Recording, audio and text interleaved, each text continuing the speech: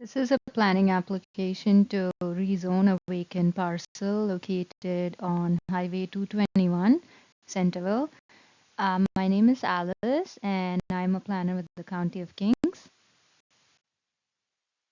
The purpose of this presentation is to inform the public about this application and to explain the planning policies that enable this application to occur, as well as to receive preliminary feedback from the public. This is the very beginning stage of the process, so no opinions have been formed on this application and no decisions have been made. This is the standard process we follow for every application received, unless the application is withdrawn by the applicant.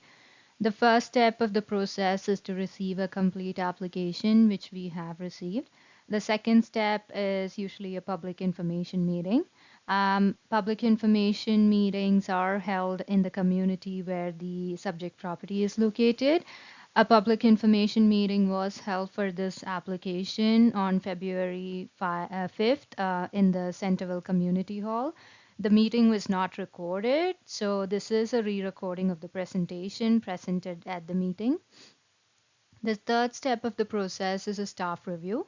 So this is the stage where staff will review the application and we will be contacting various internal and external departments for their input and feedback on the application. And then a staff report will be prepared. The report will be presented to the Planning Advisory Committee, which is the fourth step of the process. If Planning Advisory Committee makes a positive recommendation, Council will give the application a first reading. And during this time, Council will forward it to a public hearing. Public hearings are usually held in the council chambers and it is open to the public, so public can come in and share your concerns and comments directly with the council.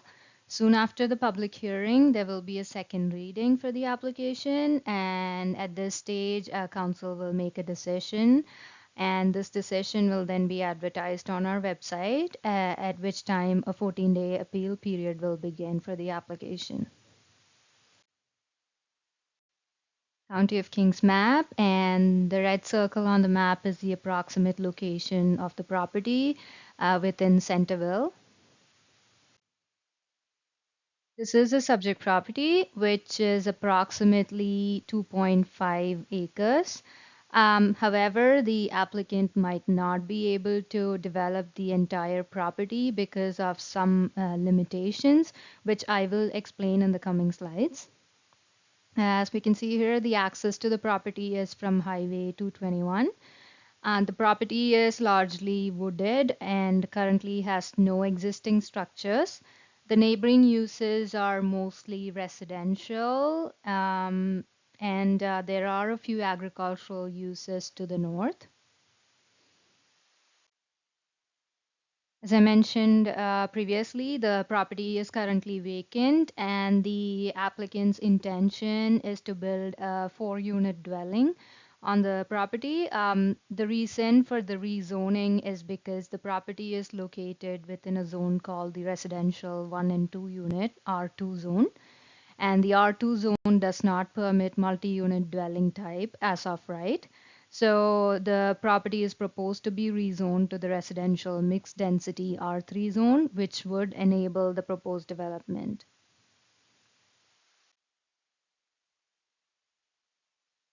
Coming back to the zoning again, the property and most of the neighboring properties, as we can see here, are within the residential 1 and 2 unit R2 zone. The proposal is to rezone the property to the residential mixed density R3 zone. This table shows a list of residential uses permitted within the current zone and the proposed R3 zone. The R2 zone, as we can see here, permits 1-unit dwellings, 2-unit dwellings, semi-detached dwellings, and group dwellings. These uses are also permitted within the proposed R3 zone. Additionally, the R3 zone also permits townhouses and multi-unit dwellings. Although the proposed zone permits additional building types, the rezoning wouldn't change the density. So density is the number of residential units you can have on a given area. It is calculated based on the area of the property and the lot area requirements of the zone. As we can see here, the lot area requirements for group dwellings in the current zone and the lot area requirements for group dwellings, townhouses, and multi-unit dwellings is the same in both zones, which is 2000 square feet per unit. So if the rezoning doesn't go through, the applicant can still have the proposed 4 units through a group dwelling.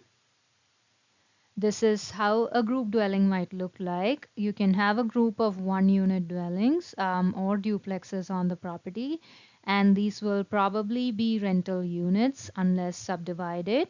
However, with the rezoning, they can have all 4 units within a single building as a multi unit dwelling.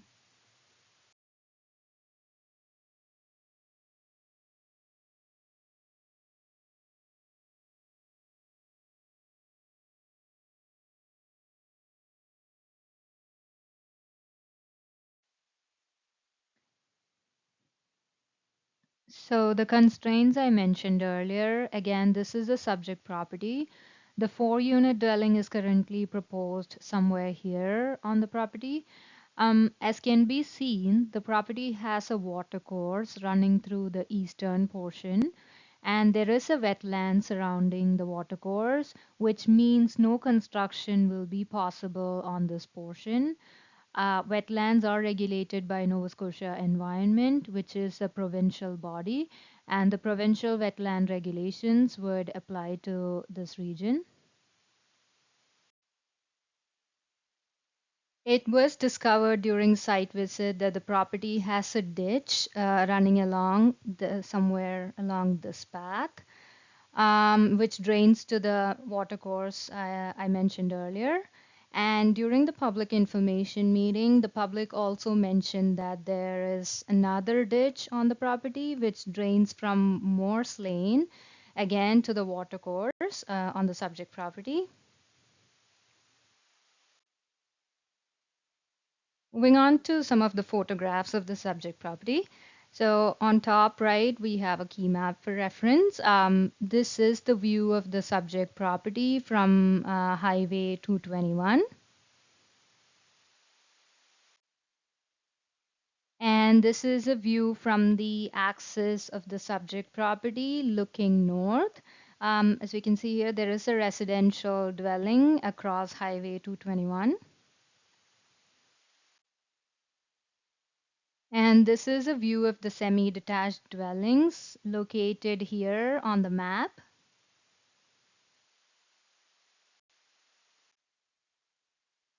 And these are images of the area where the wetland and watercourse is located, somewhere here.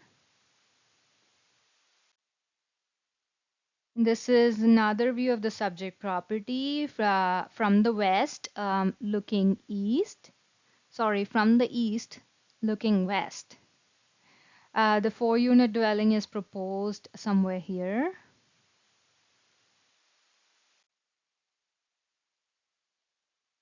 So in order for us to consider rezoning, it must be enabled by a policy within our municipal planning strategy.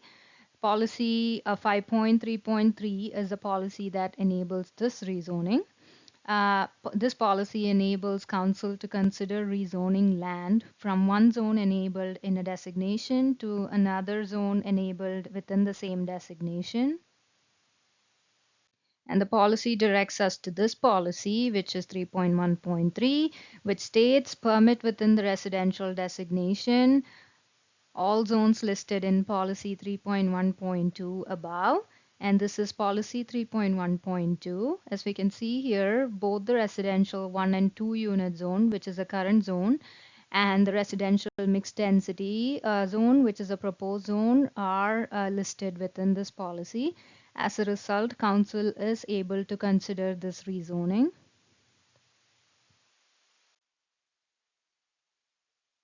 So this is an additional policy that we consider for all rezoning applications. In order for staff to form a recommendation, we would need to check if the proposal meets the intent of this policy. As we can see here, there are three criteria to this policy. Criteria A, we would check if it would be appropriate to place the proposed R3 zone on the subject property and if the intent of the R3 zone is being met through this rezoning. And criteria B, we usually compare the uses permitted within the current zone, which is the R2 zone, and the proposed zone, which is R3, to check if the impacts of the proposed development and other permitted uses within the new zone are acceptable. And C, we assess if the proposal meets the other criteria listed within our general policy. And this is the general policy. So we would review the application to see if the application is consistent with the intent of the municipal planning strategy, whether there would be any conflicts with any municipal or provincial programs, bylaws, or regulations, whether there would be any financial impact on the municipality because of the proposal, whether there would be any land use compatibility issues. We would check the adequacy and proximity of schools, recreation, and community facilities. And we will be contacting the Department of Public Works, which is a provincial body, to check for any traffic hazards or congestion related issues or any issues with regards to access or egress. And then we would also be contacting the Kentville Fire Chief to check for the adequacy of fire protection services and equipment. And the adequacy of sewer and water services will also be reviewed. Also, we would look into the potential for flooding or serious drainage problems. And as I mentioned earlier, wetlands are regulated by Nova Scotia Environment. So we would check if there would be any negative impacts on the wetlands by contacting Nova Scotia Environment. And then we would also look into the site suitability.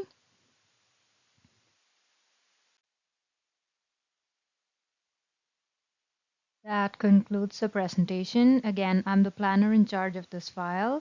If there are any questions or concerns, please feel free to reach out. Thank you.